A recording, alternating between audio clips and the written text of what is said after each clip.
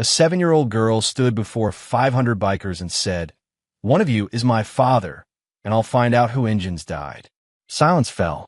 What she didn't know, she wasn't looking for one man. She was about to find an entire family who would move mountains to protect her. The roar of 500 motorcycles could wake the dead. Cole Briggs stood at the edge of the abandoned airfield, arms crossed, watching his club celebrate 25 years of brotherhood. The Iron Hawks had started as 6 guys with beat-up bikes and big dreams.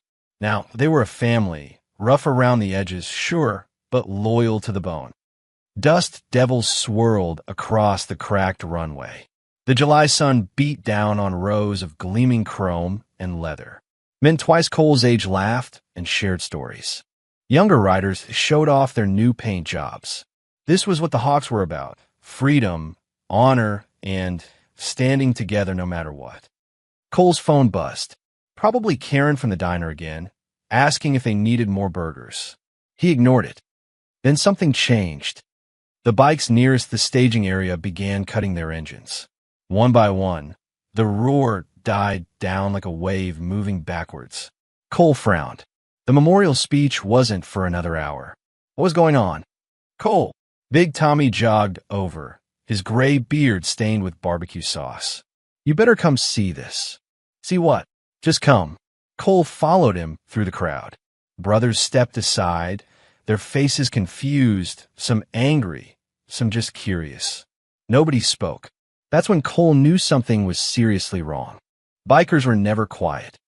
At the center of the rally, standing on an overturned milk crate, was a little girl. She couldn't have been more than 7 years old.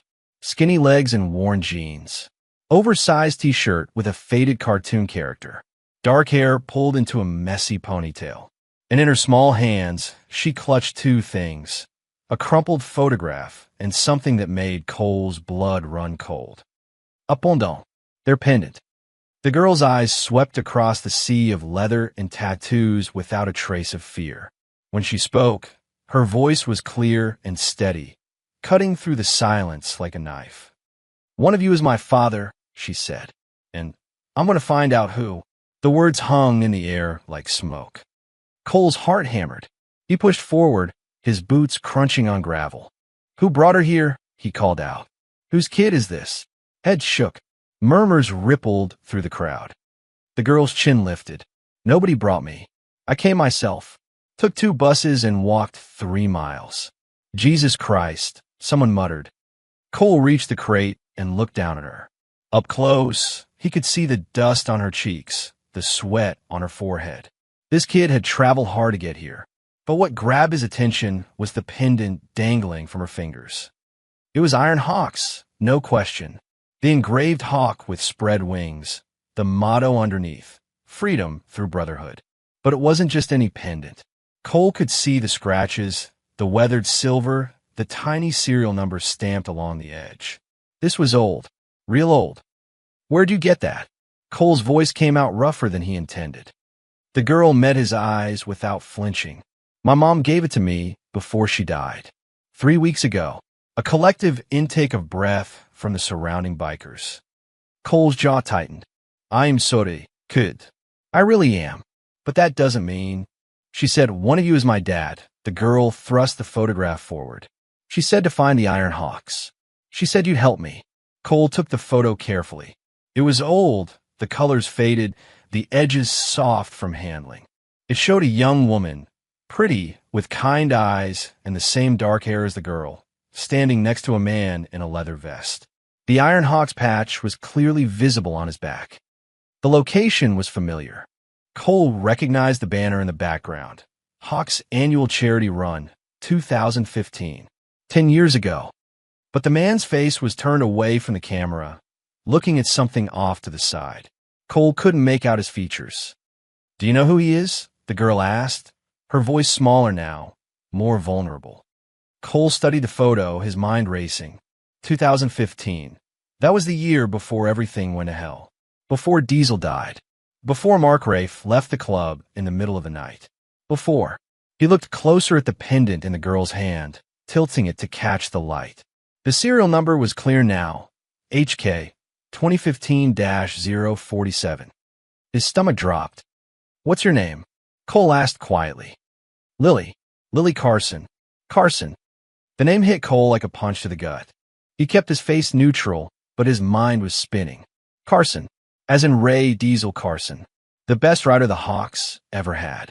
The brother who died in a solo crash on Highway 40, leaving behind questions nobody wanted to answer. Cole had been at Diesel's funeral, had helped carry the casket, had told himself that sometimes good men just have bad luck on the road.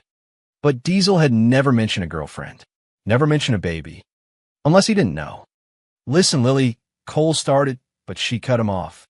"My mom spent 10 years trying to prove my dad didn't die the way they said he did." The girl's voice cracked, but she didn't cry. "She said somebody killed him. She said somebody stole everything from us. And she said the only people who could help me find the truth were here." The crowd stirred. Cole felt the weight of 500 eyes on him. This wasn't just some kid looking for a daddy. This was a lit match tossed into a powder keg. If Lily was telling the truth, if her mother was right, then someone in their world had murdered Ray Diesel Carson and covered it up for 10 years. And if that was true, whoever did it would do anything to keep it buried. Cole looked at the small girl, standing brave and alone before an army of bikers, and made a decision that would change everything. "All right, Lily Carson," he said, his voice carrying across the silent airfield. "The Iron Hawks don't turn our backs on family. And we sure as hell don't turn our backs on the truth." He looked up at his brothers. "Meeting. Officers only. Now." Then he knelt down, so he was eye level with Lily. "You're safe now," he told her. "I promise you that. But I need you to promise me something too." "What?" "Whatever we find out, good or bad, you stay with us until this is finished." "Deal." Lily nodded, her small hand tightening around the pendant. Cole stood and placed a protective hand on her shoulder. As he led her toward the clubhouse, he couldn't shake the feeling that Diesel's ghost had just walked back into their lives. And ghosts, Cole knew, never rest until someone pays for their sins. The clubhouse fell silent as Cole closed the door behind them. 7 officers sat around a scarred wooden table that had seen 1,000 meetings, 1,000 arguments, and more than a few fistfights. Nobody spoke as Cole placed the pendant in the center of the table like evidence at a trial. Lily stood in the corner, clutching the photograph to her chest. Cole had offered her a chair, but she'd shaken her head. Smart kid. She wanted to hear everything. Big Tommy leaned forward first, his reading glasses perched on his nose. "That's authentic. No doubt about it. When was it issued?" Cole asked. Tommy picked up the pendant with surprising gentleness for such massive hands. He'd been the club's quartermaster for 15 years. If anyone knew their merchandise, it was him. Serial number HK, 2015-047. Tommy's face grew grave. "That's from the 10th anniversary run. We only made 50 of these. Special edition. Handed them out to the brothers who'd been with us from the start." "Who got number 47? Asked Marcus, the club's enforcer. Tommy didn't need to check his records. "Ray Carson. Diesel." The name settled over the room like a heavy blanket. Cole watched his brothers' faces change, some surprised, some confused, a few angry. "Diesel's been dead for 9 years, said Jake, the youngest officer. "How does this kid?" "Because her mother was with him," Cole interrupted. He laid the photograph on the table next to the pendant. "Look." The officers crowded around. The image showed a different time, a happier moment. The woman in the photo couldn't have been more than 23. She wore a sundress and cowboy boots, her arm around the biker's waist. The man's Hawks vest was clear, but his face remained turned away, forever looking at something beyond the camera's frame. "That's the 2015 charity run," Big Tommy said quietly. "I remember that day. We raised $12,000 for the Children's Hospital. I remember it too." Cole pointed to the banner in the background. "This was taken at the fairgrounds, right before the poker run started." Marcus squinted at the photo. "Can't see his face. Could be anybody." "It's Diesel," Cole said with certainty. "How do you know?" Cole pointed to a detail in the photograph, a small patch on the biker's vest, just visible on the upper arm. See that? That's the Route 66 patch. Diesel was the only one who wore his on the right arm instead of the left. Said it brought him luck on long rides. Big Tommy nodded slowly. You're right. That's Diesel's vest. I bet my bike on it. So Diesel had a girlfriend we didn't know about? Jake asked. That doesn't sound like him. He was always straight up with us. Maybe you didn't know, said Cole. He looked at Lily. When's your birthday, kid?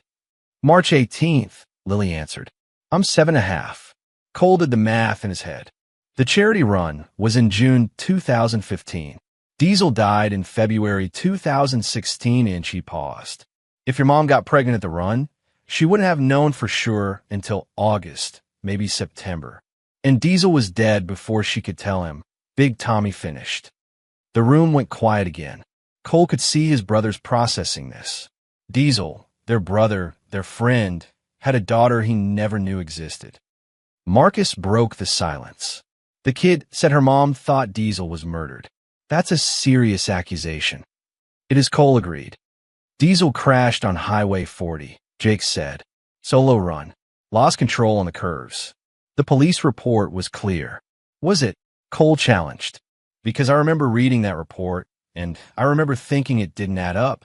Diesel knew that highway better than anyone. He'd ridden it 100 times in worse weather. Accidents happen, Cole, Marcus said carefully. Not to Diesel. Not like that. Cole picked up the pendant, feeling its weight. And here's what's bothering me. Who signed off on the accident investigation? Big Tommy's eyes widened. Mark Rafe. He was still with us then. He handled all the police liaison work. Rafe, Cole repeated. The name tasted bitter. Who left the club exactly 3 months after Diesel died? Who cut all contact with us? Who's now running a logistics empire worth millions? The implications hung in the air. You think Rafe had something to do with Diesel's death? Jake asked, his voice skeptical. I think it's one hell of a coincidence, Cole said. Dies müsste usually. The investigation gets rushed through, and the man who handled it all suddenly disappears and ends up rich. That's not proof, Marcus pointed out. No, it's not. Cole looked at each of his officers in turn. But it's enough to ask questions. And if there's even a chance that one of our brothers was murdered and we did nothing about it, then we're not the club we claim to be, Big Tommy finished. Cole turned to Lily. Your mom, what was her name? Sarah Carson. She changed it to Carson after I was born. Said it was my dad's name, so it should be mine too. Did she ever try to contact us? The Hawks. Lily nodded. She tried a bunch of times over the years, but nobody would listen. They all said my dad died in an accident, and there was nothing suspicious about it. Then, 3 weeks ago, her voice caught. 3 weeks ago, her car went off the road. Hit a tree. The police said she was driving too fast. Cole's blood went cold. Another accident. My mom was a careful driver, Lily said, her eyes fierce. She always wore her seatbelt. She never speeded. But they found her car wrapped around a tree on the same highway where my dad died. The officers exchanged dark looks. How'd you survive? Big Tommy asked gently. I was at my friend's house for a sleepover. Mom was on her way to pick me up when it happened. A single tear rolled down Lily's cheek, but her voice stayed strong. Before she left, she gave me the pendant and the photo. She told me if anything happened to her, I should find the Iron Hawks. She said you're the only ones who could help me find the truth. Cole felt something hard and cold settle in his chest. One accident might be coincidence. 2 accidents, 10 years apart, both connected to Diesel Carson. That was murder. What do we do, Cole? Marcus asked. Cole looked at the pendant one more time, then at Lily's determined face. We do what we should have done 9 years ago, he said. We find out what really happened to Diesel Carson. And if someone killed him, if someone killed this girl's mother, we make damn sure they pay for it. The sun had set by the time Cole walked out of the clubhouse with Lily. The rally had mostly dispersed, but about 30 Hawks remained, lingering by their bikes, smoking, talking in low voices. They'd all heard about the meeting. News traveled fast in the club. Cole could feel their eyes on him as he approached with the girl. Brothers, he called out. Got something to say. The scattered conversations died. Men gathered closer. forming a loose circle around Cole and Lily. Some faces were curious, others suspicious. A few looked downright hostile. Cole kept his hand on Lily's shoulder. "This is Lily Carson. She's Ray Diesel Carson's daughter." The reaction was immediate. Some men looked shocked. Others shook their heads in disbelief. A few muttered among themselves. "Diesel never mentioned a kid," someone called out. "He didn't know," Cole replied. "Her mother got pregnant at the 2015 charity run. Diesel died before she could tell him." "Convenient story," said a voice from the back. Cole recognized it. Rick Donovan, a newer member who joined after Diesel's death. Girl shows up 10 years later with a pendant and a sob story. Sounds like a setup to me. Several heads nodded in agreement. A setup for what? Cole asked, his voice even but dangerous. Rick stepped forward, his arms crossed. Could be the Scorpions trying to infiltrate us. Or the cops. They've been looking for ways to get inside the club for years. "She's 7 years old," Big Tommy said incredulously. "So? They'd use anyone." Rick gestured at Lily. "No offense, kid, but your timing is real convenient. Show up at our biggest rally of the year, make a scene, get everyone emotional. Next thing you know, social services is crawling up our backs, or the feds are using her as an excuse to investigate us." "That's paranoid," Jake muttered. "That's careful," Rick shot back. "We don't know this girl. We don't know where she really came from. For all we know, she's wearing a wire right now." Lily's fingers tightened around Cole's vest. He felt her tense beside him. "You want to pat down a 7-year-old? Cole's voice had gone quiet. That's when the Smart Brothers knew he was truly angry. Rick held his ground. "I want to protect this club, and I'm not the only one thinking it." He looked around. "Am I?" To Cole's disappointment, several men nodded. Marcus, surprisingly, was one of them. "Rick's got a point," Marcus said carefully. "We can't just take her word for it. Diesel's gone. We can't ask him. And her story, 2 accidents, both on the same highway? It sounds like something someone would make up to get our sympathy. My mom didn't make anything up." Lily's voice rang out, clear and furious. "She died trying to find out what happened to my dad." "Easy," Cole said quietly.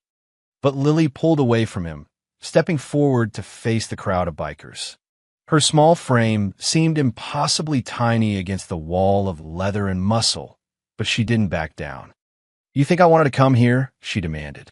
"You think I wanted to stand in front of a bunch of strangers and tell them my mom is dead?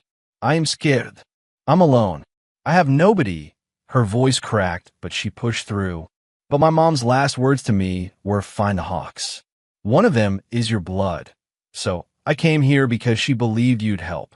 Because she said you were honorable men." The crowd shifted uncomfortably. A few men looked away. "Maybe she was wrong," Lily finished. The silence that followed was heavy. Cole watched his brothers' faces. He saw doubt, suspicion, shame, and in a few cases, something that might have been guilt. These were good men, mostly. But good men could be scared. Good men could be cautious. And caution sometimes looked a lot like cowardice. "Here's what's going to happen," Cole said, his voice carrying the weight of authority he rarely had to use. "Lily is staying with me tonight. Tomorrow, we start looking into her story. We verify everything. The pendant, the photograph, her mother's death, all of it." "Cole," Marcus started. "I'm not finished." Cole's eyes swept the crowd. "If she's lying, we'll find out. And if she is, we'll handle it. But if she's telling the truth, if Diesel really is her father, if Sarah Carson really died trying to find answers, then we owe her. We owe her everything we didn't give her mother for 10 years. And if it's a trap?" Rick challenged. "Then it's the worst trap I've ever seen," Cole replied. "Because what's the play here, Rick? What's the end game? A 7-year-old girl infiltrates the Iron Hawks, and then what? She takes notes on our poker games, reports back that we drink too much beer and talk too loud." A few nervous laughs rippled through the crowd. "Use your head," Cole continued. "If the cops wanted inside, they'd send someone who could actually gather useful intel. If the Scorpions wanted to hit us, they wouldn't announce it at our anniversary rally. This isn't strategy. This is a scared kid looking for answers about her dead parents.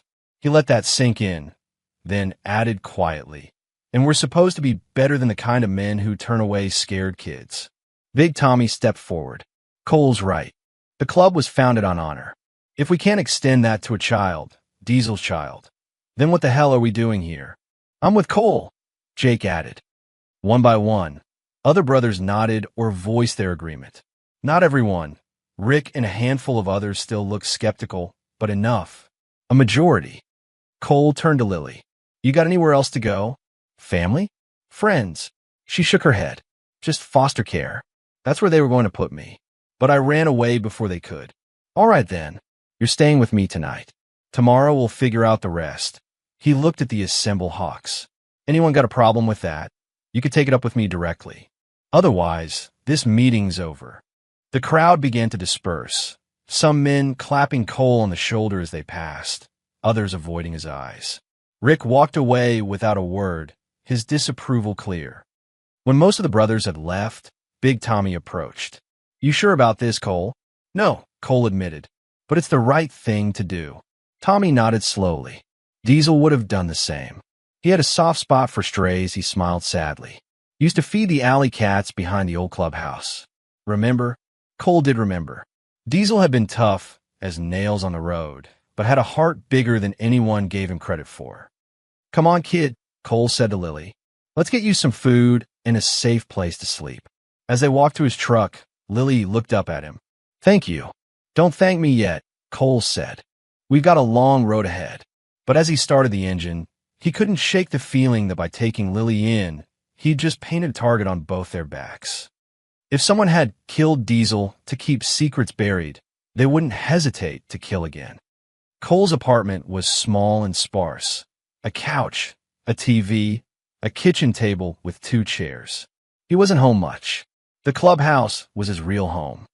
Lily sat at the table, eating leftover pizza Cole had found in the fridge.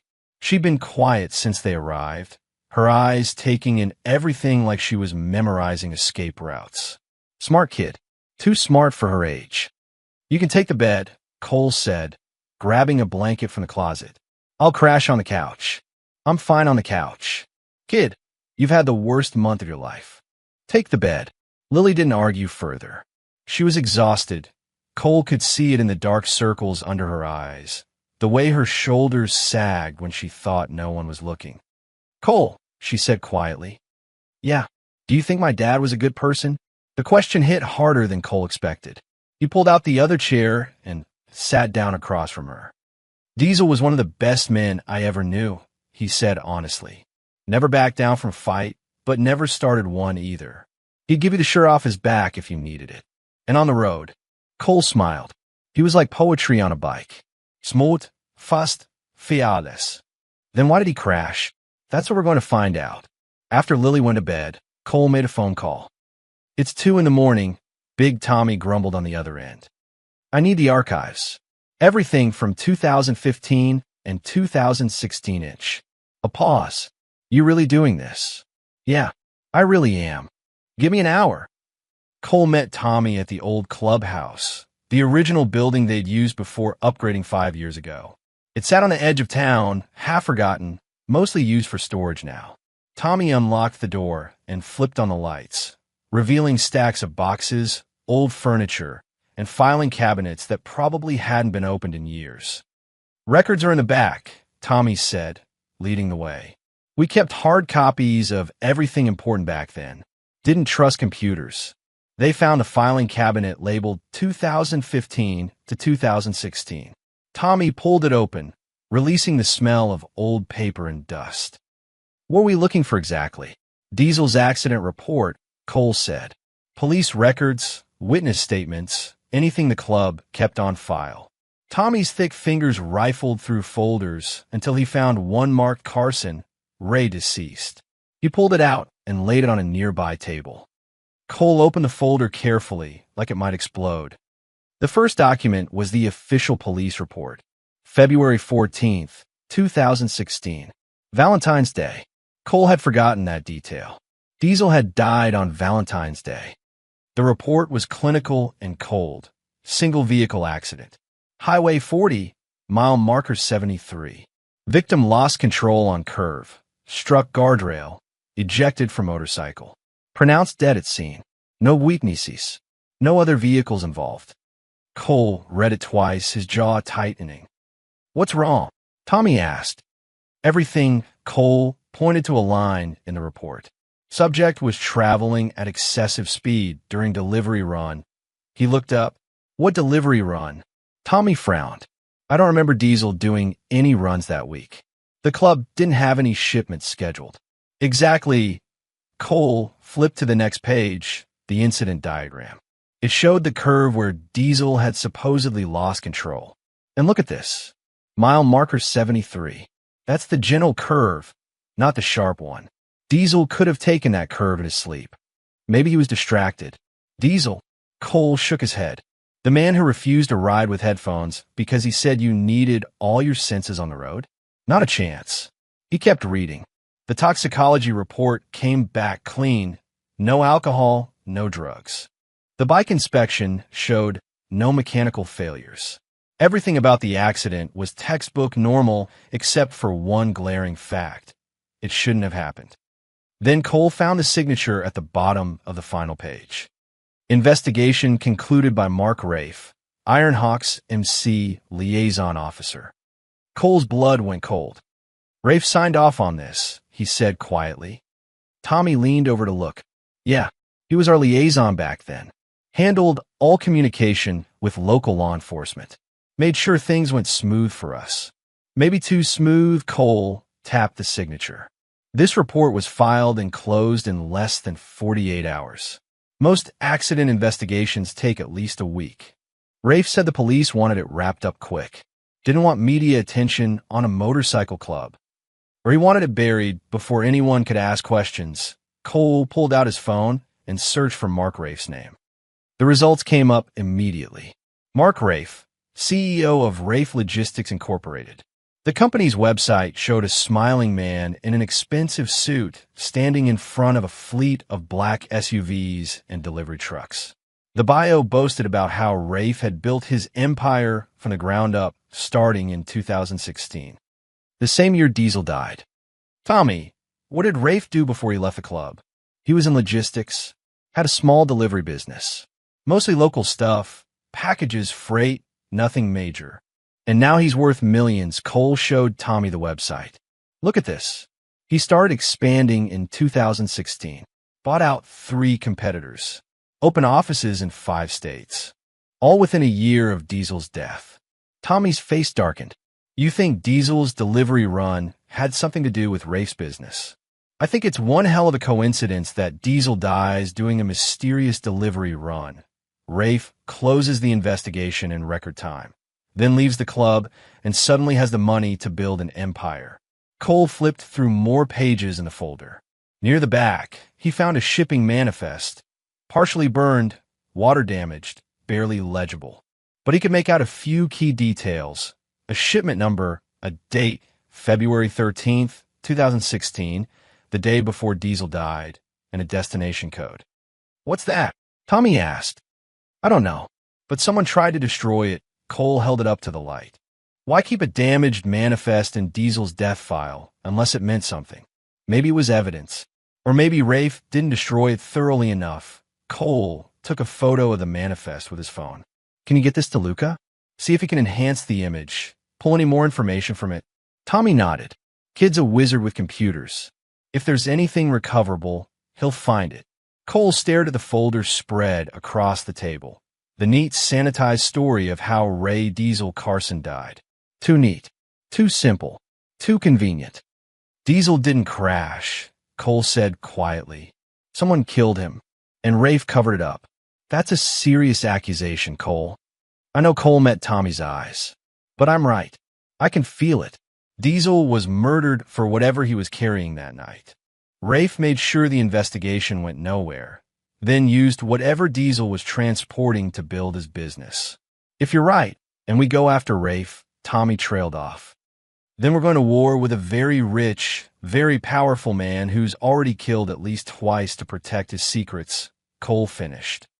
Tommy was quiet for a long moment. Then he closed the filing cabinet with a decisive click. Diesel was our brother, he said, and that little girl sleeping in your apartment is our niece. If Rafe killed them both, then he's going to answer for it. I don't care how rich he is. Cole nodded grimly. Then let's find the proof we need to bury him. As they left the old clubhouse, Cole couldn't shake the feeling that Diesel's ghost was watching them, waiting to see if his brothers would finally give him the justice he deserved. Morning came too early. Cole woke to find Lily already dressed, sitting at the kitchen table with a photograph of her parents in front of her. You sleep okay? He asked. She shrugged. I don't really sleep much anymore. Cole understood that. He'd spent plenty of nights staring at ceilings after losing brothers. Get your jacket, he said. We're taking a ride. 20 minutes later, Cole's truck rumbled down Highway 40, heading toward mile marker 73. Lily sat in the passenger seat, watching the landscape roll by, flat farmland giving way to rolling hills, the kind of open road that made bikers feel alive. Is this where it happened? She asked quietly. Yeah, just up ahead. The curve appeared gradually, a gentle bend in the highway that shouldn't have challenged anyone, let alone an experienced rider like Diesel. Cole pulled onto the shoulder exactly where the police report indicated the accident occurred. The guardrail had been replaced, but Cole could still see the scars, discoloration in the pavement, a slight depression in the dirt where Diesel's bike had left the road. They got out of the truck. The morning air was cool, carrying the smell of sage and distant rain. Lily walked to the edge of the road, staring at the curve. My mom came here, she said. She told me she came here every year on the anniversary, just to stand where he died. Cole's throat tightened. 10 years of grief. 10 years of Sarah Carson standing on this lonely stretch of highway, probably asking the same questions Cole was asking now. Cole! Lily pointed down the road. What's that?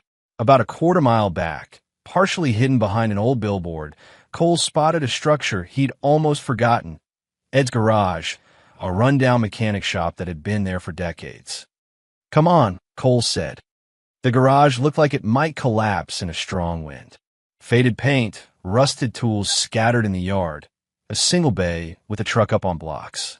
But there was fresh oil on the ground and a light on inside. Someone was still working here. Cole pushed open the door. Hello. A man emerged from under the hood of an ancient Chevy. He was in his 60s, weathered and thin, with grease-stained hands and suspicious eyes. We're closed, he said. Not looking for repairs, Cole stepped forward. Looking for information about an accident that happened here 9 years ago. The man's expression changed instantly, from suspicious to wary to something that looked like fear. Don't know nothing about no accident. February 14th, 2016, Cole pressed. Motorcycle crash. Right at mile marker 73. You're Ed, right? You've been running this garage for what, 30 years? 42, Ed said automatically, then seemed to regret it. So you were here when it happened? Ed wiped his hands on a rag, his eyes darting to Lily then back to Cole. I already talked to the police. Told them everything. No, you didn't, Cole said quietly.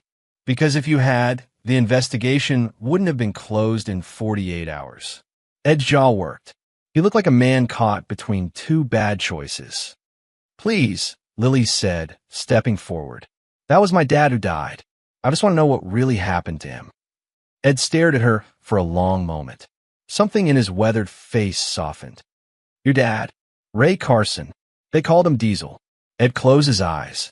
When he opened them again, they were haunted. Jesus, you're just a kid. I'm old enough to know when someone's lying, Lily said. And I'm old enough to want the truth about my father. Ed looked at Cole. You Hawks. Cole nodded. Then you should know something. Ed set down the rag and walked to the garage entrance, looking out at the highway. I was here that night, closing up late. I heard the engine first, that deep rumble you bikers have. Saw the headlight coming down the road. Was he speeding? Cole asked. No, that's why I tried to tell the investigator. He was cruising, maybe 60, 70 tops. While within control, Ed pointed toward the curve. Then I saw the other vehicle. Cole's pulse quickened. What other vehicle? Black SUV. Big one. Suburban or Tahoe. I couldn't tell exactly. It came up fast behind the motorcycle, real aggressive like. Ed's hand shook slightly. At first I thought they were just going to pass. But then, he stopped, his voice catching. Then what? Lily whispered. Then the SUV swerved into him. Deliberate. Not an accident. It rammed the bike from behind and to the side, sent it spinning toward the guardrail. Ed's eyes were distant, seeing it all again. The rider tried to recover, but the SUV hit him again. Harder. The bike went airborne, straight into the rail. The rider flew. He looked at Lily and stopped. He didn't have a chance. Cole's fist clenched. What happened to the SUV? Didn't even slow down. Just kept driving like nothing happened. I ran to help, but by the time I got there, Ed shook his head. I called 911. Told them everything I just told you. And what did the investigators say? Said I must have been mistaken. Said I was too far away to see clearly. Said the rider lost control and there was no evidence of another vehicle. Ed's voice turned bitter. Man in a fancy suit showed up the next day. Flashed some badge or ID. Asked me real polite to reconsider what I saw. Said confusion was normal in traumatic situations. Said if I kept insisting on the SUV story, it might cause problems for the deceased family and the motorcycle club. Mark Rafe, Cole said. Ed looked surprised. You know him? Unfortunately, Cole's mind raced. Did you get plate number? Any identifying marks on the SUV? Too dark, too fast. But I remember thinking it was real clean. Professional. Like a company vehicle. Ed met Cole's eyes. Look, I know I should have stuck to my story. But I got a wife, grandkids. This guy made it clear that keeping quiet was the healthy choice. And the way he said it, Ed shuddered. I believed him. Did you ever see that SUV again? Cole asked. Not that exact one. But funny thing, a couple months later, I start seeing SUVs just like it all over the place. Black Suburbans with the same style windows, same build. All had the same logo on the side. What logo? Some logistics company. Rafe something. Rafe Logistics. Ed's eyes widened as he made the connection. Wait, that investigator. Same guy, Cole confirmed. Mark Rafe investigated the death he probably ordered. Then he used whatever Diesel was carrying to start his business. Ed looked sick. I helped him get away with murder. No, Lily said firmly. He scared you in his silence. That's different. Cole pulled out his phone and showed Ed a photo of Rafe's company website. The fleet of black Suburbans lined up like soldiers. Ed nodded immediately. That's them. Same vehicles. I bet my shop on it. Cole and Lily exchanged glances. They had their answer. Diesel hadn't crashed. He'd been run off the road by one of Rafe's vehicles, probably while carrying something valuable enough to kill for. Would you testify to this? Cole asked. If it came to it. Ed was quiet for a long moment. Then he looked at Lily, at this small girl who'd lost both parents to the same man's greed. Yeah, he said finally. Yeah, I would. That rider. Your dad. He deserved better than what I gave him. Better than my silence. Lily stepped forward and hugged Ed, surprising the old mechanic. Thank you, she said. As they drove back toward town, Cole's hands were tight on the wheel. They had an eyewitness. They had motive. They had the connection to Rafe. But they were still missing one crucial piece. Proof of what Diesel had been carrying that night. Whatever was on that damaged shipping manifest was the key to everything. We're getting close, Lily said quietly. Yeah, Cole agreed. And that's when things get dangerous. Cole decided they shouldn't go back to his apartment. If Rafe had killed twice to protect his secrets, he wouldn't hesitate to come after anyone asking questions. They needed to disappear for a while, stay off the grid. He pulled into a run-down motel on the outskirts of town, the kind of place that took cash and didn't ask questions. The clerk barely looked up as Cole paid for a room. Inside, the room was exactly what Cole expected. Faded wallpaper, sagging beds, the smell of old cigarettes and cleaning chemicals. But it was anonymous. Safe. For now. Lily sat on one of the beds, her small backpack beside her. She'd been quiet since leaving Ed's garage, processing everything the old mechanic had told them. You hungry? Cole asked. There's a diner across the street. Not really. Cole grabbed 2 sodas from the vending machine outside anyway. When he came back, Lily had opened her backpack and pulled out a small wooden box, the kind that might hold jewelry or keepsakes. "What's that?" Cole asked gently. "My mom gave it to me. The same day, she gave me the pendant and the photo." Lily ran her fingers over the box's worn surface. She said not to open it unless something happened to her. Cole's chest tightened. "You don't have to open it now if you're not ready." "I need to." Lily's voice was steady, but Cole could see her hands trembling. "If there's something in here that can help us, we need to know." She opened the box slowly. Inside were letters, at least 20 of them, each in a sealed envelope, each addressed but never sent. Cole could see the dates written in careful handwriting on the corners, spanning from 2016 to just a few weeks ago. Lily pulled out the first one. The envelope was addressed to the Iron Hawks Motorcycle Club with a date of April 15th, 2016, exactly 2 months after Diesel died. "Should I read it?" Lily asked, looking at Cole. "It's yours. Your mom's words to you. You decide." Lily carefully opened the envelope and unfolded the letter. Her eyes scanned the first few lines, then her face crumbled. Tears spilled down her cheeks. Cole moved to sit beside her. "Hey, it's okay. You don't have to." "She was pregnant," Lily whispered. "When he died, she was already pregnant with me." She handed the letter to Cole with shaking hands. The handwriting was elegant but hurried, like the writer had been afraid she'd lose her nerve. "Dear Iron Hawks, my name is Sarah Mitchell. 2 months ago, I lost the man I loved, Ray Carson. You knew him as Diesel. I need you to know that Ray didn't die in an accident. He was murdered. I also need you to know that I'm pregnant with a child. I found out 3 days after the police told me he was dead. I never got to tell him. I never got to see his face when he learned he was going to be a father. The police say he crashed on Highway 40, but Ray knew that road like the back of his hand. He told me he'd ridden it 1,000 times. The night before he died, he called me. He sounded excited, nervous. He said he was doing a special delivery run, something that would set him up right. He said after this run, he was going to talk to his brothers about us. Make it official. But he never came back. I went to the police. I told them Ray was too good a rider to crash like that. They said I was in denial. Grief-stricken, they closed the case. The man who investigated it, Mark Rafe, he came to my apartment. He was polite, sympathetic. He said the club wanted to handle things quietly, avoid media attention. He said pushing for more investigation would only hurt Ray's memory. But I saw something in his eyes, something cold. I'm writing this because I'm scared. Scared that I'm right about what happened. Scared that whoever killed Ray might come after me if I keep asking questions. But I'm also angry. Ray deserves justice. Our baby deserves to know the truth about their father.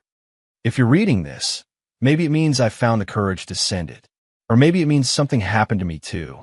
Please, help me find out what really happened to Ray Carson. Sarah. Cole's hands were shaking by the time he finished. He looked at Lily, who was pulling out another letter, this one dated 2018. She wrote them for years, Lily said quietly. She never sent them because she was afraid. But she kept investigating, kept trying to find proof. She opened the 2018 letter. This one was shorter, more desperate. I found a mechanic who witnessed Ray's death. Id Garrett. He told me the truth, that Ray was run off the road by a black SUV. But he's too scared to testify. Mark Rafe threatened him. Rafe is building some kind of empire now. His company is everywhere. Those black SUVs are his vehicles. I know it, but I can't prove it. My daughter is 2 years old now. She has Ray's eyes. Sometimes I catch her staring at his photo like she's trying to remember a man she never met. I'm running out of money, running out of options. But I can't stop. If I stop, Ray's death means nothing. Another letter from 2020. I finally found the shipping manifest. A partial copy anyway. It was in the police evidence locker, misfiled under a different case number. Someone tried to destroy it, but enough survived to show what Ray was carrying that night. Medical supplies. High-value pharmaceuticals being transported off the books. The destination was one of Rafe's warehouse addresses. Ray was hauling illegal shipments for Rafe. He probably didn't even know it. And when Ray saw something he shouldn't have or asked the wrong questions, Rafe had him killed and took the cargo. That's how Rafe built his empire. On my Ray's dead body. Lily was crying openly now, but she kept reading, letter after letter chronicling Sarah's decade-long crusade for truth. Each one more desperate, more isolated, more afraid. The final letter was dated 3 weeks ago, just days before Sarah died. Lily's voice broke as she read aloud. Lily, if you're reading this, I'm gone. I'm so sorry, baby. I wanted to give you a normal life, but I couldn't let your father's death go unanswered.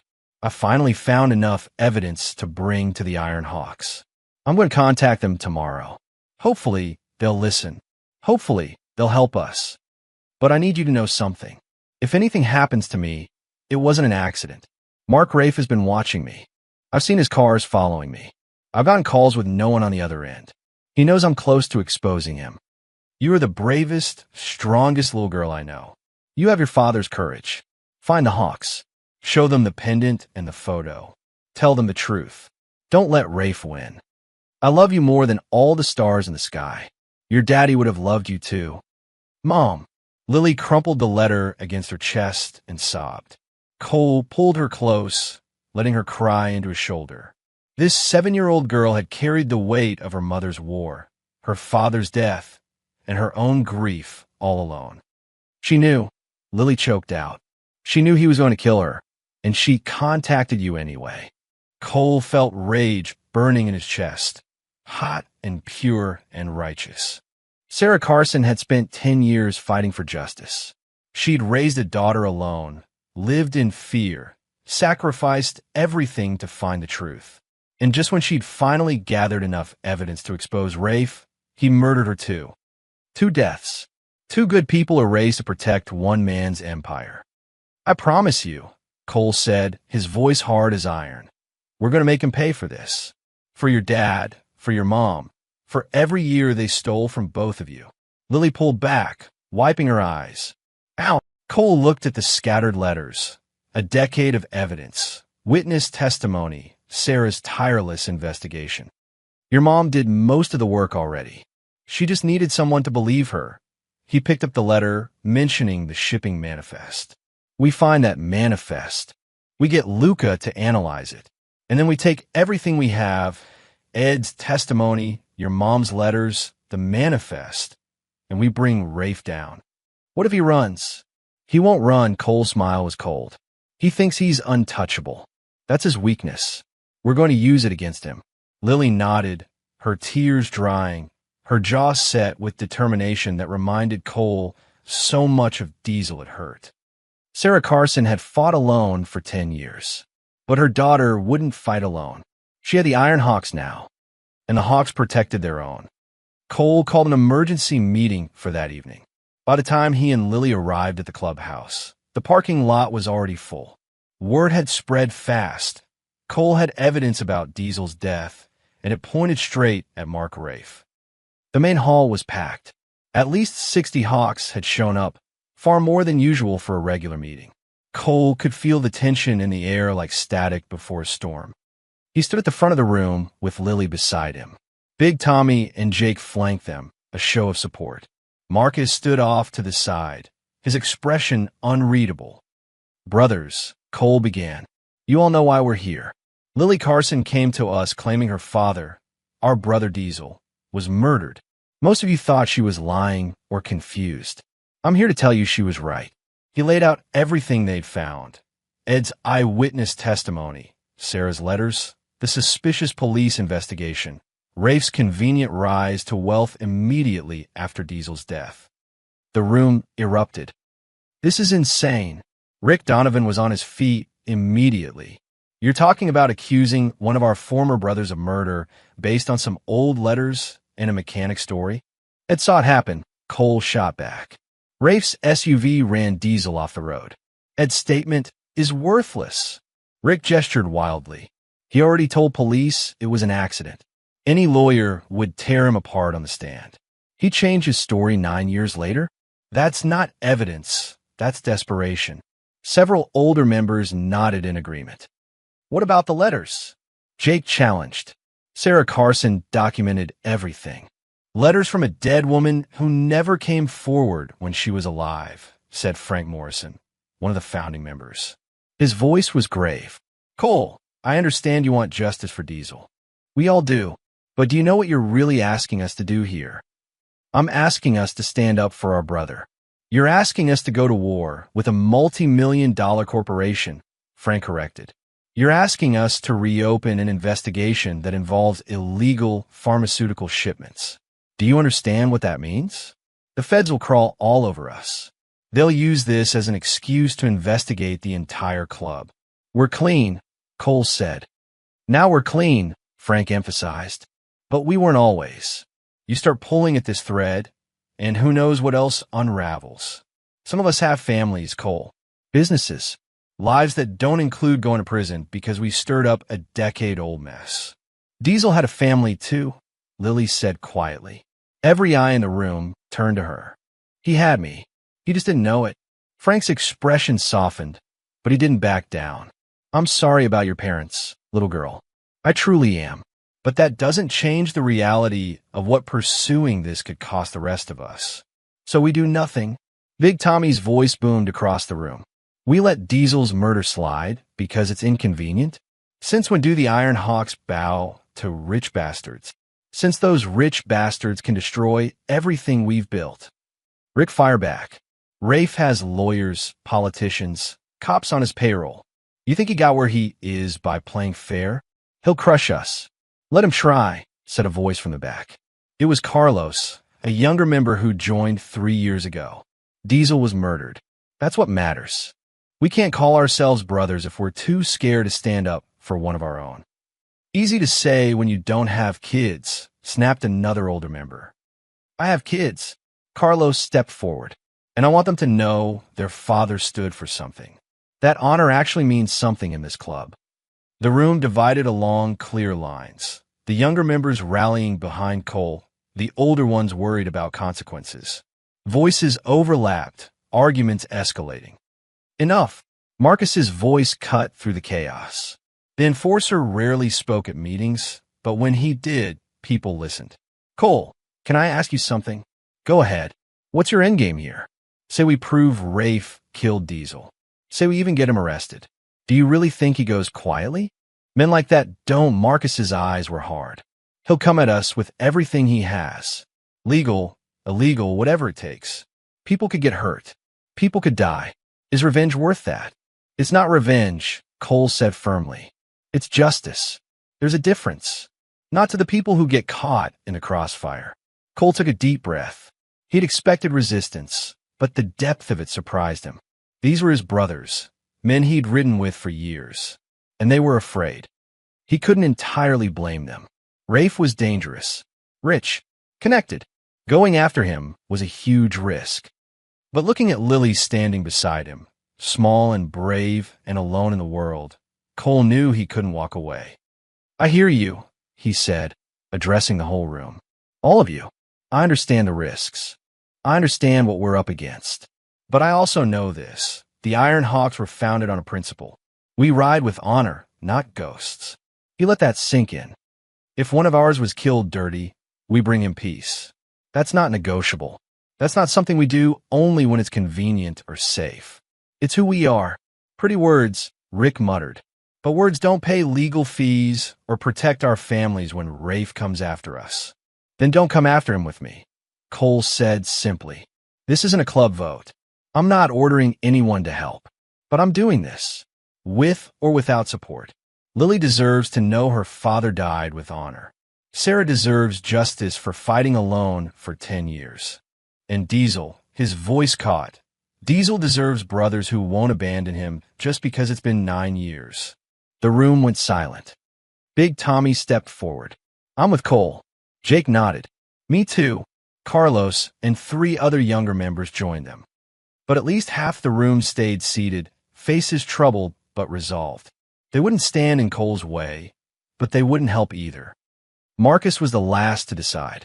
He stood there for a long moment, jaw working, clearly torn. Finally, he sighed. I think this is a mistake, he said. But you're my president. And Diesel was my brother too. He moved to stand with Cole. I'm in. But when this blows up in our faces, I reserve the right to say, I told you so. Cole managed a grim smile. Fair enough. He turned back to the full room. For those helping, here's what we need. Luca, I need you to trace Rafe's movements and business dealings from 2016. Find out where his money came from, what he shipped, who he worked with. Dig deep. Luca nodded from his corner, laptop already open. Tommy, organize our contacts. Anyone who might have information about Rafe's operation back then. Truckers, warehouse workers, anyone. On it. Marcus, I need you to be ready. When we confront Rafe, it could get ugly. We need muscle we can trust. Marcus cracked his knuckles. I got you. Cole looked at the members who'd chosen to sit this out. For the rest of you, I understand. Keep your heads down. Don't get involved. But if we're right about this, when we prove Rafe murdered Diesel, I hope you'll remember that some of your brothers had the courage to see it through. The meeting dissolved, brothers filing out in tense silence. The club had never been this divided. Cole knew it might never fully heal. But as Lily squeezed his hand, he knew he'd made the right choice. Honor wasn't about easy decisions. It was about standing up when everything told you to sit down. And the Iron Hawks, at least some of them, still knew how to stand. Luca worked out of a converted storage room at the back of the clubhouse that everyone called the cave. 3 monitors glowed in the darkness, surrounded by empty energy drink cans and the faint smell of electronics. Cole knocked on the doorframe. You got something? Luca spun around his chair. He was 26, skinny, with thick-rimmed glasses and fingers that moved across keyboards like a concert pianist. He'd been a hacker before the Hawks gave him a legitimate purpose.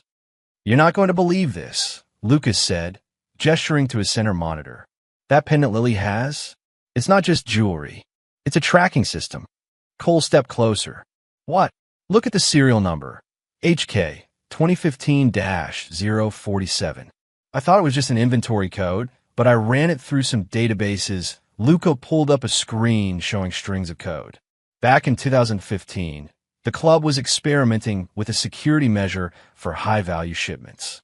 They embedded GPS chips in special pendants, gave them to specific riders who handled sensitive cargo. I never heard about this, because the program got scrapped after 6 months. Too expensive, too complicated. But those 50 pendants? They were already made, already chipped, already logged in the system. And Diesel had number 47, Cole said slowly. Exactly. Luca pulled up another screen. I hacked in the old GPS database. Don't ask how. The chips are long dead, but the historical data is still there. I can see every route that pendant traveled in 2015 and early 2016-ish. He clicked through several maps showing movement patterns. Most of it is normal. Club runs, charity events, regular riding. But look at this. He highlighted a route from February 13th, 2016. The night before Diesel died, that pendant traveled from our old clubhouse to a warehouse on the south side of town. Then it sat stationary for 3 hours. What warehouse? Luca zoomed in on the address. This is where it gets interesting. In 2016, that warehouse was registered to M, our Transport Solutions. Mr. Mark Rafe. Luca grinned. His first company before Rafe Logistics. The business he claimed to have built from scratch. He already had infrastructure in place before Diesel died. Cole's pulse quickened. What was in that warehouse? According to the shipping records I pulled, and this took some serious digging, it was supposed to be medical supplies. Legitimate pharmaceutical shipments for hospitals and clinics. Luca's expression darkened. But here's the thing. The quantities don't match. He pulled up a spreadsheet showing 2 columns of numbers. Left side is what the warehouse reported receiving. Right side is what the hospitals reported ordering. See the discrepancy? Cole scanned the numbers. Even without Luca's expertise, the pattern was obvious. The warehouse received far more than the hospitals ordered. Surplus shipments, Cole said. Rafe was smuggling. Not just smuggling, high-end pharmaceuticals. Oxy, fentanyl, designer pain meds. Street value in the millions. Luca pulled up another document. And look who was listed as the courier for that February 13th shipment. The delivery manifest showed a single line item. Driver, R. Carson. Pendant ID, HK 2015-047. Diesel, Cole breathed. He was hauling illegal pharmaceuticals for Rafe, probably without knowing it.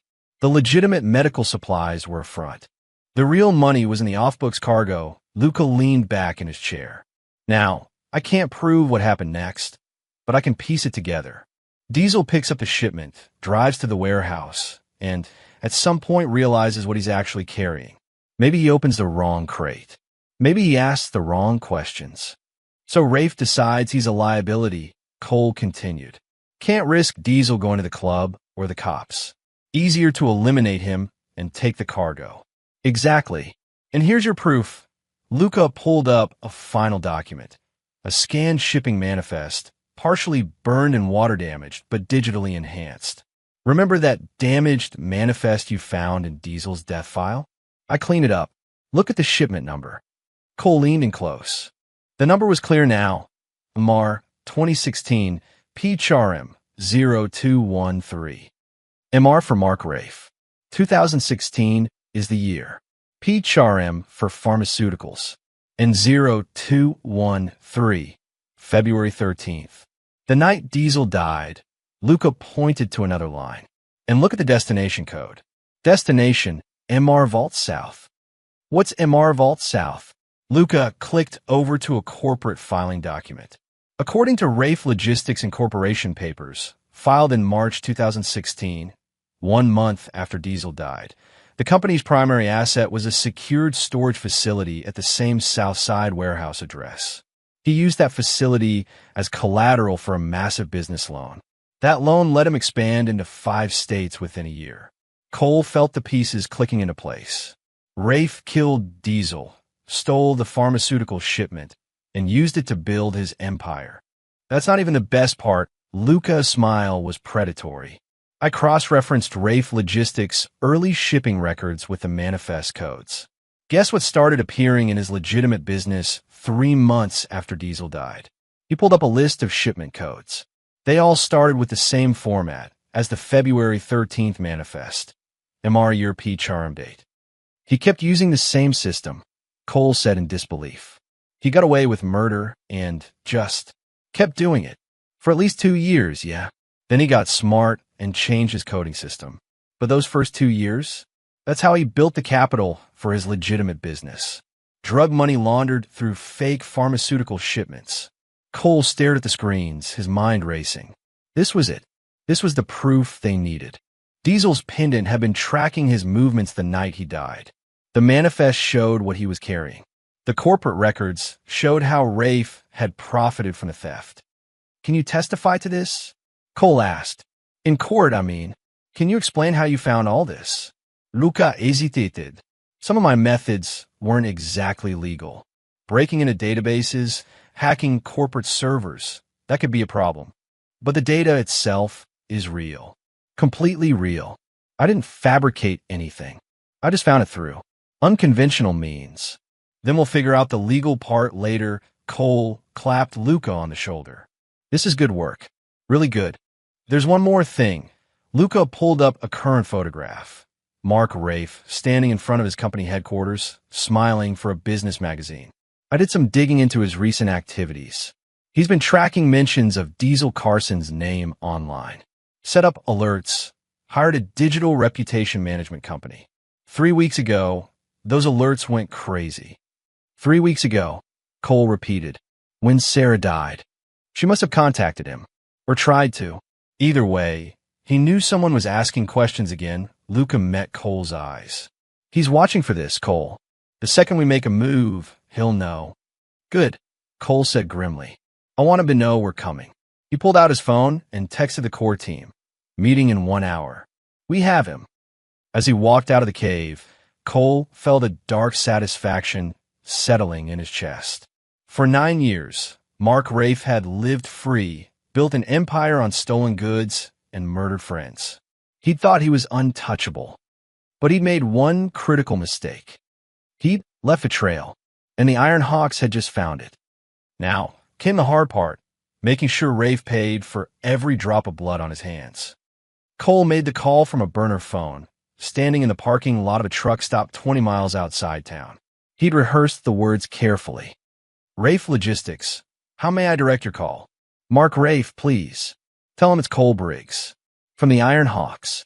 There was a pause, long enough that Cole knew the receptionist was checking with someone. One moment. Another pause.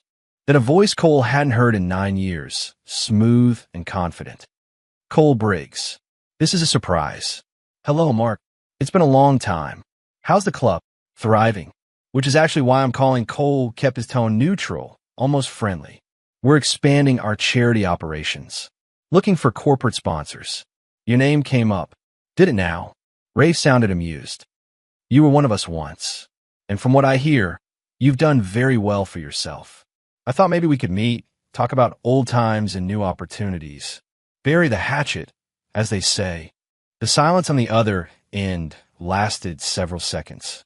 Cole could almost hear Rafe calculating, weighing possibilities. What kind of meeting are we talking about? Just business. You, me, a few of my officers. Neutral ground. The old Riverside restaurant, the one by the industrial park. Thursday evening, 7 o'clock. More silence. Why now, Cole? After all these years? Because the club has changed. I've changed. We're trying to build something legitimate. And we could use someone who knows how to navigate the corporate world. Cole paused. And because enough time has passed, whatever bad blood existed, maybe it's time to let it go. He could hear Rafe breathing on the other end, thinking it through. All right, Rafe said finally. Thursday at 7. But Cole, I'm a careful man. I'll be bringing security. Wouldn't expect anything less. The line went dead. Thursday evening arrived with dark clouds threatening rain. The Riverside restaurant sat on the edge of town, a once popular steakhouse now struggling to stay open. Cole had reserved the private dining room in the back. Away from windows, one entrance, easy to control. Big Tommy and Marcus arrived first, taking positions near the door. Jake sat at the table with Cole, pretending to review paperwork. Luca was outside in a van, monitoring everything through hidden cameras Cole had set up the night before. At 7:03 p.m., Mark Rafe arrived. He'd aged well. Cole had to give him that. The rough biker who'd left the club 9 years ago had transformed into a polished businessman. Expensive suit, designer watch, hair perfectly styled. He walked with the confidence of a man who'd won at life. 2 bodyguards flanked him, professional, alert, hands near their jackets. Cole made a mental note. Cole, Rafe said, extending his hand. You look well. Cole shook it, feeling the soft palm of someone who hadn't worked with his hands in years. Mark, thanks for coming. Curiosity got the better of me. Rafe's eyes swept the room, cataloging exits and people. You got me interested in this charity proposal. Have a seat. Rafe settled into a chair across from Cole, his bodyguards standing behind him. The atmosphere was cordial but tense, like 2 poker players sizing each other up. Before we get to business, Cole said, there's someone I'd like you to meet. He nodded to Big Tommy, who opened a side door. Lily walked in. The effect on Rafe was immediate and unmistakable. His practiced smile froze. His eyes widened. Color drained from his face. Mark Rafe, Cole said calmly. Meet Lily Carson, Diesel's daughter. Rafe stared at the girl like he'd seen a ghost. And Cole understood why. Lily had her father's dark hair and strong jaw, but her eyes were pure Sarah. The same shape, the same intensity. Looking at Lily was like looking at Sarah Carson brought back to life. What is this? Rafe's voice had lost its smoothness. Just wanted you to meet her, since you knew her father so well. Rafe recovered quickly, his business mask sliding back into place. Diesel was a good man. I'm sorry for your loss, sweetheart. Are you? Lily asked, her voice clear and strong. Because my mom said you killed him. The temperature in the room dropped. Rafe laughed, a nervous sound that didn't quite land. That's quite an accusation. Cole, what kind of game are you playing here? No game, Cole pulled out his phone and set it on the table. Just wanted to play you something interesting. We found this in the old dispatch records from your transport company. February 14th, 2016-inch. You press play. A voice crackled through the speaker. Younger, but unmistakably Rafe's. Unit 7, proceed with cleanup on Highway 40. Mile marker 73. Solo vehicle incident. Make it look standard. No weaknesses. Another voice. Copy that. What about the cargo? Already secured. Route it to Vault South. And give me the incident report within 24 hours. Keep it clean. Rafe's face went pale again, but he forced another laugh. That could be anyone's voice. You really think? We also have the shipping manifest, Cole continued. The one showing Diesel was carrying illegal pharmaceuticals worth $2 million the night he died. The same pharmaceuticals that became the foundation of your business empire. Fabricated evidence. We have an eyewitness who saw your SUV run Diesel off the road. A witness who changed his story 9 years later? Please. We have your GPS records showing the pendant, Diesel's pendant, sitting in your warehouse for 3 hours before he died. Rafe's jaw tightened. You don't have proof of anything. Some old recordings that could be fabricated. Circumstantial evidence. Theories. He leaned forward. You think you can threaten me? I have lawyers who will destroy you. I have resources you can't imagine. This little ambush? It means nothing. Cole nodded slowly. You're right. On my own, I probably couldn't touch you. Exactly.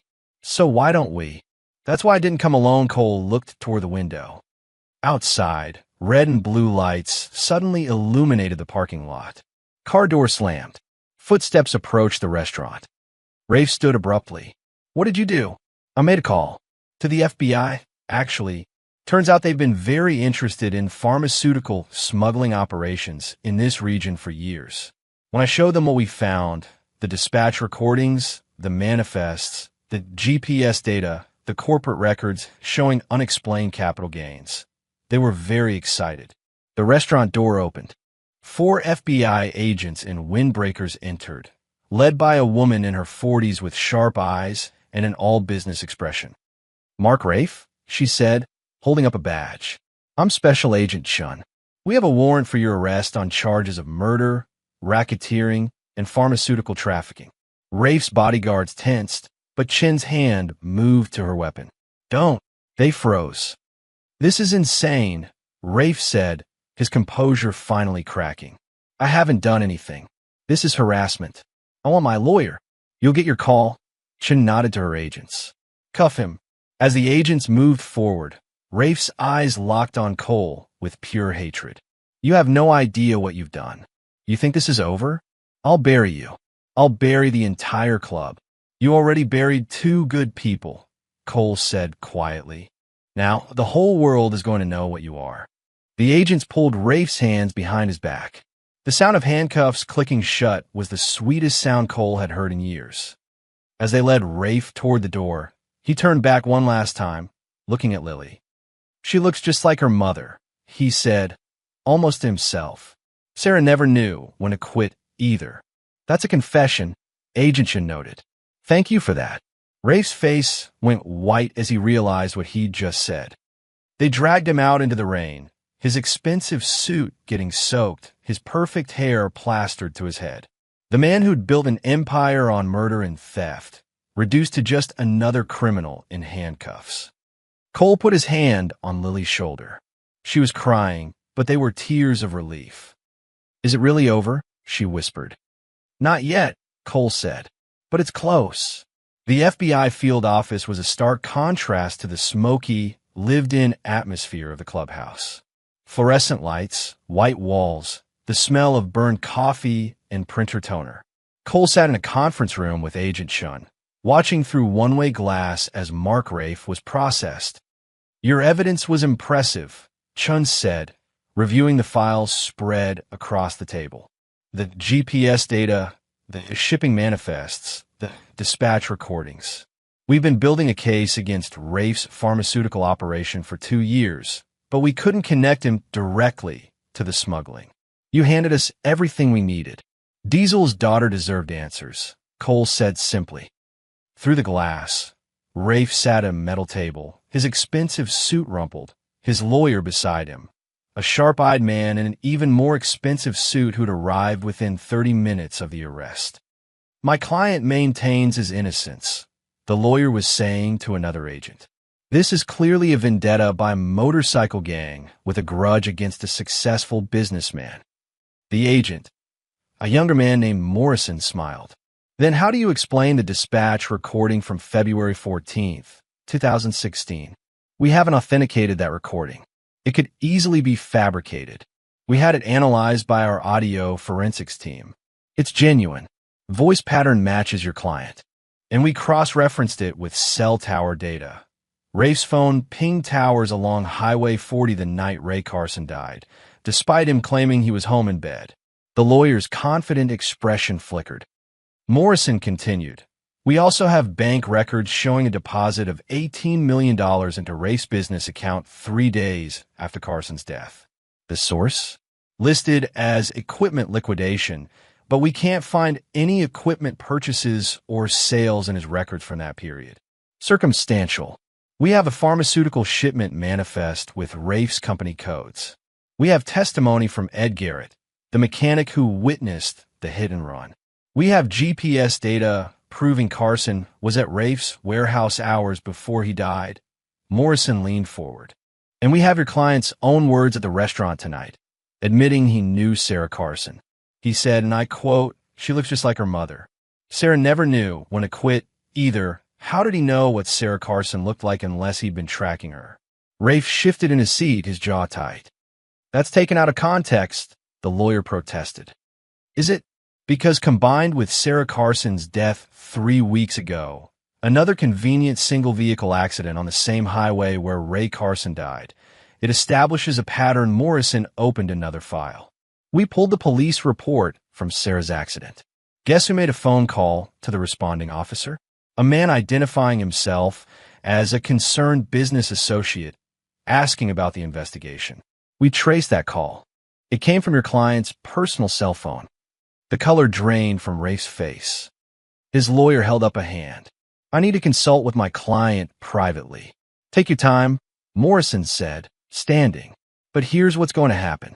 We're charging your client with 2 counts of first-degree murder, racketeering, pharmaceutical trafficking, witness intimidation, and obstruction of justice.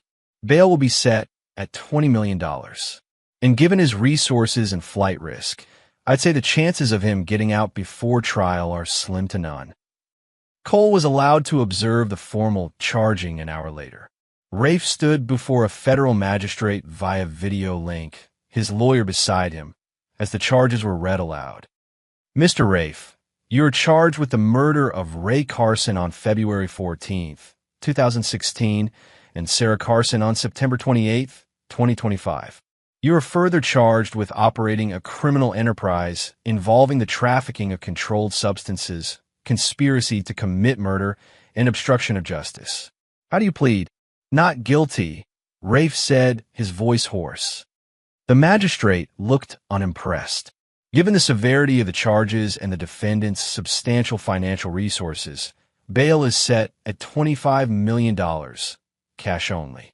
The defendant will surrender his passport and submit to GPS monitoring if bail is posted. Next hearing is scheduled for— "Your Honor," Rafe interrupted. "This is a mistake. These charges are based on fabricated evidence provided by a motorcycle gang with a personal vendetta against me. You'll have the opportunity to present your defense at trial, Mr. Rafe. They're criminals. The Iron Hawks are a known motorcycle club. They—" "Mr. Rafe," the magistrate said coldly, "I suggest you speak only through your attorney. Anything else you say can and will be used against you." Rafe's mouth snapped shut, but his eyes burned with fury. As the video feed ended, Agent Chun turned to Cole. "We'll need you and your people to testify. The mechanic, the tech expert who recovered the data, anyone who can speak to Diesel Carson's character and the club's operations in 2016-ish. We'll be there," Cole promised. "One more thing." Chun pulled out an evidence bag containing the pendant Lily had brought to the rally. "This belongs to her. Once we finish documenting it for trial, She can have it back. Cole took the bag, feeling the weight of it. Such a small thing, but it had been the key to everything. Outside the federal building, news vans were already gathering. Word had leaked fast. Prominent businessman arrested for decade-old murder of motorcycle club member. It would be front-page news by morning. Big Tommy and Marcus waited by Cole's truck. Lily sat in the back seat, her face pressed to the window. "How'd it go?" Tommy asked. 25 million bail. 2 murder charges, plus racketeering and trafficking. He's going away for a long time. Marcus grunted with satisfaction. "Good." Cole opened the truck door. Lily looked up at him with red-rimmed eyes. "Did they arrest him? Really arrest him?" "Really. He's in a cell right now. And unless he can come up with 25 million in cash, that's where he's staying until trial. What if he does? What if he gets out? Then he's still facing trial. And we have enough evidence to put him away for life." Cole handed her the evidence bag with the pendant. "This helped us find the truth. Your mom knew it would." Lily held the pendant through the plastic, her fingers tracing the engraved hawk. She tried for so long, 10 years, and she never gave up. Just like you didn't give up, Cole climbed into the driver's seat. "Your parents would both be proud of you, Lily. You're the bravest kid I've ever met." As they drove away from the federal building, Cole glanced in the rearview mirror. Lily was still holding the pendant, but for the first time since he'd met her, she was smiling. It wasn't over. The trial would be long and brutal. Rafe's lawyers would fight every charge, but the hardest part was done. They'd found the truth. They'd brought a killer to justice. They'd honored Diesel's memory and Sarah's sacrifice. And they'd proven that the Iron Hawks, whatever their flaws, still stood for something that mattered.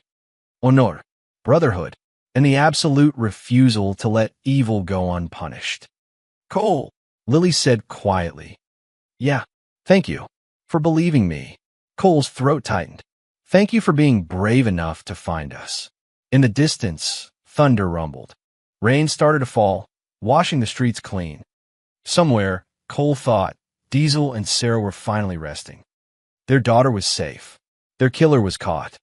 And the Iron Hawks had kept their promise. The morning of the memorial ride dawned clear and bright, the kind of perfect riding weather that made bikers believe in fate. Cole stood in the clubhouse parking lot, watching his brothers arrive one by one, their motorcycles gleaming in the early sunlight. It had been 2 weeks since Rafe's arrest. 2 weeks of depositions, evidence review, and media attention. The story had gone national. Businessman arrested for decade-old murder of biker, and the club had been thrust into an uncomfortable spotlight. But today wasn't about trials or headlines. Today was about Diesel. Big Tommy rolled up first, his custom Harley rumbling like thunder. Then Jake, Marcus, and Luca. Carlos and the younger members followed. And then, to Cole's surprise, the older members started arriving too. Frank Morrison, Rick Donovan, even the brothers who'd opposed the investigation showed up, their faces somber but respectful. By 9 a.m., nearly 300 bikes filled the lot. Not the full 500 from the anniversary rally, but more than Cole had dared hope for. "Bigger turnout than I expected," Marcus said, walking up beside him. "Diesel was loved," Cole replied. "People just needed to be reminded." Lily emerged from the clubhouse wearing a small leather vest that Big Tommy's wife had custom-made for her. Across the back, it read, "Sister of the Iron Hawks." Lily had cried when Tommy presented it to her yesterday. "You ready for this?" Cole asked her. She nodded, clutching a small bundle wrapped in cloth, her mother's letters and the photograph. Cole led her to his bike, a midnight blue Road King he'd owned for 8 years. He'd attached a passenger backrest and foot pegs specifically for today. "Ever been on a motorcycle?" he asked. "Never. It's going to be loud, and you need to hold on tight. When I lean, you lean with me. Don't fight the turns. Just trust me." "Can you do that?" "Yes." Cole helped her onto the seat behind him, making sure her feet reached the pegs. "Put your arms around my waist and don't let go." He felt her small arms wrap around him, her grip tight but trembling with excitement. Big Tommy climbed onto the makeshift platform they'd set up. His voice boomed across the parking lot. Brothers, sisters, we're here today to honor Ray Diesel Carson, a man who rode with honor, a man who was taken from us too soon, a man who deserved better than he got Tommy's voice caught. Today we ride for him. We ride to the place where he fell, and we make damn sure he knows his brothers never forgot him. A chorus of hell yeah and ride free Diesel erupted from the crowd. Route is simple, Tommy continued. We take Highway 40 to mile marker 73. We stop, we pay our respects, and then we ride back here for the wake. This is a memorial, not a race. We ride together. We stay together. The way it should have been from the start. Cole started his engine. The familiar rumble vibrated through his body, and he felt Lily tense behind him. You okay? He called back. Yeah. Her voice was filled with nervous excitement. One by one, 300 engines roared to life. The sound was deafening, beautiful, primal, a symphony of chrome and horsepower. Cole pulled out first, leading the pack. Behind him, the Iron Hawks formed a long procession, 2 by 2, stretching back like a river of leather and metal. They rode through town, the thunder of their passage turning heads and stopping traffic. People emerged from shops to watch. Some waved. Others just stared. Cole didn't care. This ride wasn't for them. Highway 40 opened up before them, the road cutting through farmland and forest.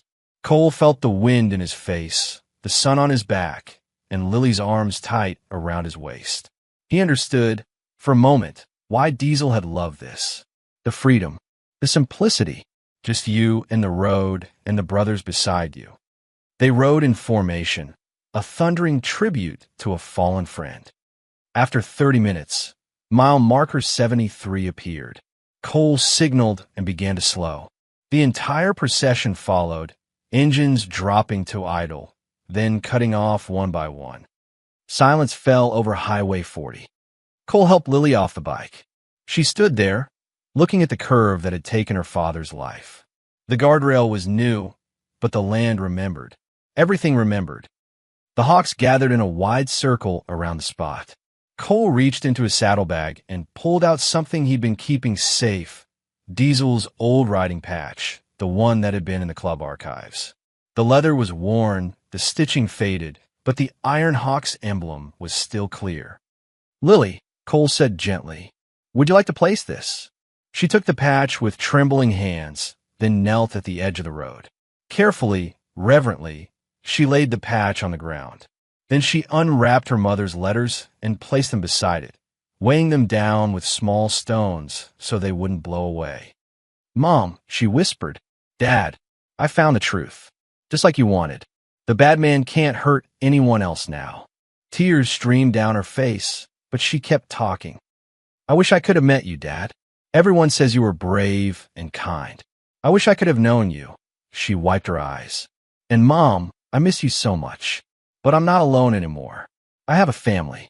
A whole family of uncles who promised to take care of me. Cole knelt beside her, his hand on her shoulder. When he spoke, his voice carried across the silent gathering. Ray Diesel Carson was my brother. He was the best rider I ever knew. The bravest man I ever met. He had a gift. He could make anyone feel like they belonged. Like they mattered. Cole looked at the assembled Hawks. We failed him. When he died, we accepted the easy answer instead of asking hard questions. We let him down. He paused, his throat tight with emotion. But his daughter didn't.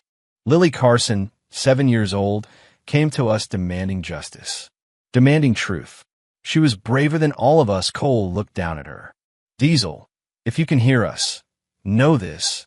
Your daughter has your courage, your spirit, your heart, and she's going to grow up knowing exactly who her father was. A hero, a brother, a man worth fighting for. He stood and addressed the crowd. Diesel deserves more than silence. So let him hear us. Let him know we remember. Let him know we're sorry it took so long, but we finally brought him home. Cole walked to his bike and started the engine. The roar split the silence. One by one, every other bike started. 300 engines screaming in unison. a mechanical howl that shook the earth and rattled the sky. They revved together, a deafening tribute that echoed across Highway 40 and into the hills beyond. The sound was fury and love and grief and redemption all at once. Lily stood in the center of it all, her small frame surrounded by leather and chrome and thundering loyalty. She raised her hand to the sky, and 300 bikers raised their hands with her. For Ray Diesel Carson. For Sarah Carson. For justice finally served. The engines roared for a full minute, and then, as one, they fell silent. Cole helped Lily back on a bike. As they prepared to leave, she looked back one last time at the patch and letters lying at the roadside, a memorial to the parents she'd lost but never forgotten. "Goodbye," she whispered. Then they rode away, 300 strong, leaving mile marker 73 behind, but carrying Diesel's memory forward. 6 weeks later, the Iron Hawks clubhouse looked transformed. Banners hung from the ceiling, tables lined with food covered the main hall, and a small stage had been constructed at the front. Outside, the parking lot was packed, not just with motorcycles, but with families, children, and people from the community who'd come to witness something new. The rebirth of a promise. Cole stood backstage, adjusting his tie. He hated ties, but today was important enough to suffer through one. "You look uncomfortable," Big Tommy said, grinning. "Feel like I'm being strangled." "That's because you tied it wrong." Tommy reached over and fixed it with surprising dexterity for such large hands. "There. Now you look almost respectable." Through the curtain, Cole could see the crowd gathering. News crews had set up cameras in the back. The mayor was here, representatives from 3 hospitals. And sitting in the front row, dressed in a simple blue dress, was Lily. The custody hearing had been surprisingly smooth. With no other living relatives and Lily's adamant refusal to enter the foster system, the judge had awarded temporary guardianship to Cole, with Big Tommy and his wife serving as secondary guardians. The social worker had been skeptical at first, a biker raising a 7-year-old girl, but Lily's testimony had been decisive. "He's my family," she told the judge. "All of them are. They're the only family I have left." The judge had granted a 6-month trial period. So far, it was working better than anyone expected. Lily had enrolled in school, made friends, even joined soccer. She still had nightmares sometimes, still cried for her mother. But she was healing, growing, finding joy again. And she'd given Cole something he hadn't known he needed. Purpose beyond the club, beyond the road. Someone to protect. Someone to raise right. 5 minutes, Jake called from his side of the stage. Cole took a deep breath. This was it. The charity foundation had been Lily's idea. Actually, one night over dinner, she'd asked what the club did with the money from their annual runs. "We donate it," Cole had explained. "Children's hospitals, veterans organizations, families in need." "Do you ever help motorcycle families? Like when someone gets hurt or dies?" The question had hit Cole hard. "Not really. We take care of our own when we can, but there's no formal system." "There should be," Lily had said simply. "My mom struggled for 10 years because nobody helped her. Maybe if there had been money or support or just people who believed her, she'd trailed off, but her point was clear." 2 weeks later, the Iron Hawks voted unanimously to restructure their charity work. They would launch a foundation specifically to support families of fallen riders, financial assistance, legal help, counseling, education funds for children left behind. And they would name it after the man whose death had taught them the cost of looking away. The Diesel Fund. Cole walked onto the stage to thunderous applause. He looked out at the sea of faces, brothers who'd stood with him, brothers who'd doubted but came around, families who'd been touched by loss, and community members willing to support a new beginning. "Thank you all for coming," Cole began. 10 weeks ago, a 7-year-old girl stood before 500 bikers and said something that changed everything. She said, "One of you is my father, and I'll find out who." The crowd was silent, listening. That girl was Lily Carson.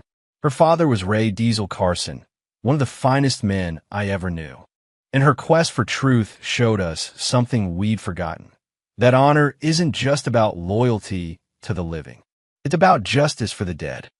Cole gestured to the banner behind him, revealing the Foundation's logo, an iron hawk with spread wings, carrying a single rose. The Diesel Fund exists because Lily reminded us what we stand for. We're launching with an initial fund of $200,000, raised through donations from club members, local businesses, and people who believe in second chances. This foundation will support families who lose a rider, financially, legally, emotionally. Whatever they need, we'll be there. Applause erupted. Cole waited for it to die down. But I'm not the person who should be telling you this. Lily, would you come up here? Lily stood from the front row, smoothing her dress nervously. She climbed the stage stairs, and Cole saw she was wearing something under her dress. Her leather vest with Sister of the Iron Hawks stitched across the back. She'd insisted on wearing both. The dress for the formality, the vest for her family.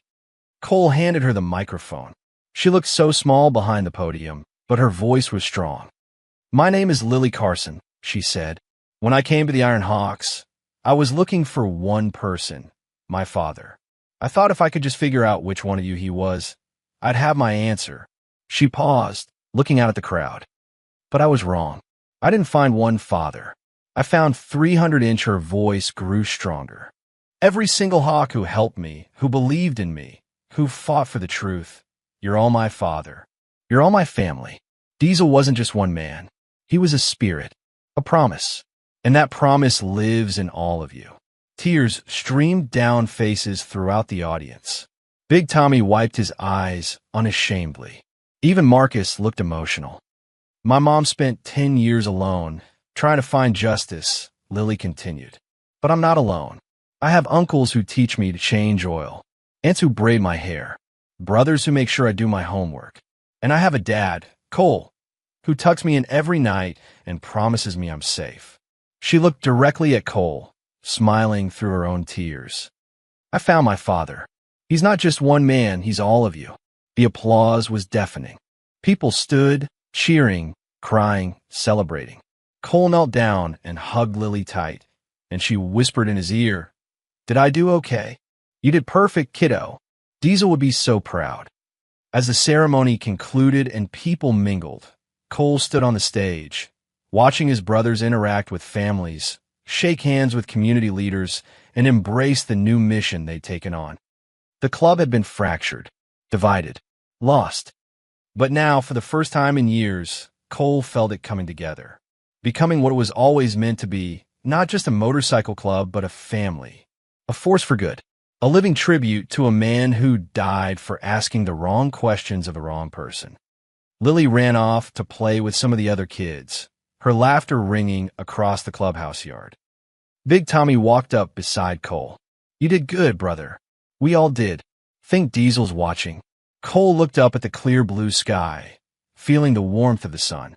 Yeah, I think he is. And I think he finally knows his brothers didn't forget him. We just needed his daughter to remind us who we're supposed to be. Tommy clapped him on the shoulder. The Diesel Fund has a good ring to it. It does. As the sun set over the clubhouse, casting golden light across the celebration, Cole felt something he hadn't felt in 9 years. Peace. Diesel's ghost could rest now. Sarah's sacrifice hadn't been in vain. And Lily, brave, fierce, unstoppable Lily, had found her family. The Iron Hawks had been broken, but they'd healed stronger than before. And in the end, wasn't that what brotherhood was really about? Not perfection, not always getting it right the first time, but showing up, fighting for each other, and never, ever giving up on family.